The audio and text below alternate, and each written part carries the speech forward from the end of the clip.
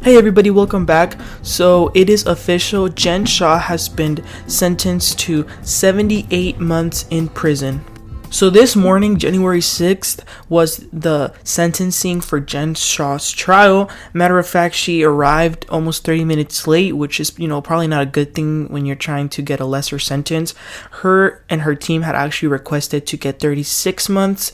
The government had requested to get 120 months, which is 10 years. Before the sentencing, the judge did say that he was rejecting Jen's request for the 36 months, but he was also not going to take the 120 months, which were recommended by the government. So it was going to be somewhere in between that time. So we know that Jen pleaded guilty, so that wasn't a question. So the only thing that the lawyer was really able to do was try to, bring up things to make the judge go less harsh on her sentence. So the lawyer mentioned that a lot of the people that really loved Jen were there, which were her husband, her children, her therapist, and whatever. And that's pretty tough to be right there with your family when you're getting such a big sentencing. They also made a lot of mention of the victims.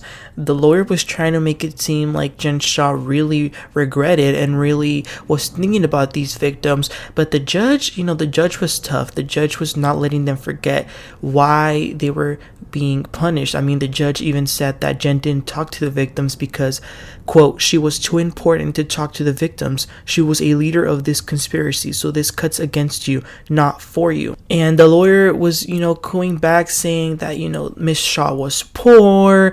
She didn't know what she was doing. She has prayed for forgiveness. She cannot forgive herself.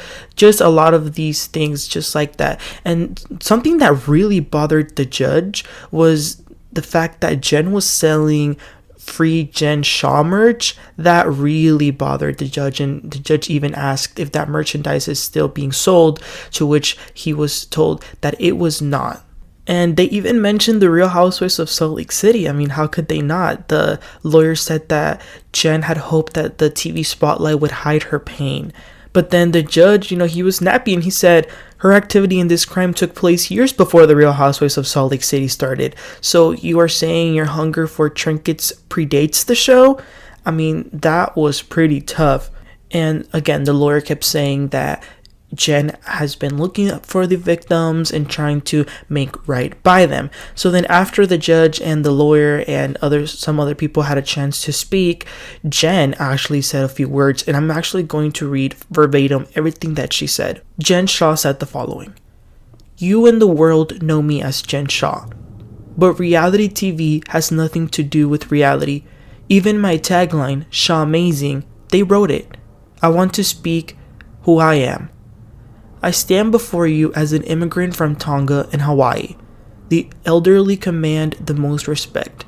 I am the family matriarch. The principles are humility and loyalty and respect.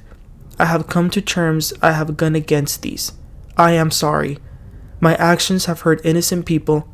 I want to apologize by saying I am doing all I can to earn the funds to pay restitution. I would say each victim's name if I could, but federal privacy laws prevent it." Then the judge asked, how will she raise the $6 million in restitution? To which Jen says, "My manager is here. We're working on things. She'll do it while in prison. I sold merchandise about this case through a third-party vendor.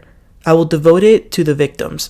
Thank you for reviewing my sensitive information. Long-standing untreated mental issues caused me to create my own fractured reality. This is the crucial moment for me. With the proper medication, I can now see what happened. I wish I could have stood outside myself. I am sorry.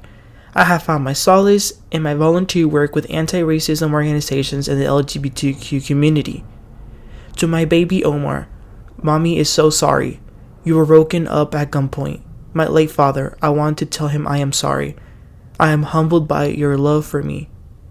And that is all that Jen said. And then the judge said that his intention is to impose a sentence of 78 months of incarceration. So that equals to being 6.5 years in prison. Now, another thing that I also really caught my attention was that the judge asked Jen if she was still part of the cast of the Real Housewives of Salt Lake City, to which Jen said yes. So to find out that she is still employed by Bravo, that was pretty shocking. Now, she also got 5 years of supervised release to make sure that she doesn't end up committing another crime. So she wasn't like handcuffed right there and taken immediately to prison. She's going to need to surrender on February 17, 2023. So she still has just a little bit over a month before she officially goes and checks in. So I am actually not too surprised by the amount of months that she's getting. I didn't think that realistically she was going to get 10 or even more than that, because she did plead guilty. You know, that pretty much does you a big favor and makes you get a much lesser sentence than if you were to go on trial. But I want to hear from you guys. Are you guys surprised by the sentencing? Do you think it should have been more?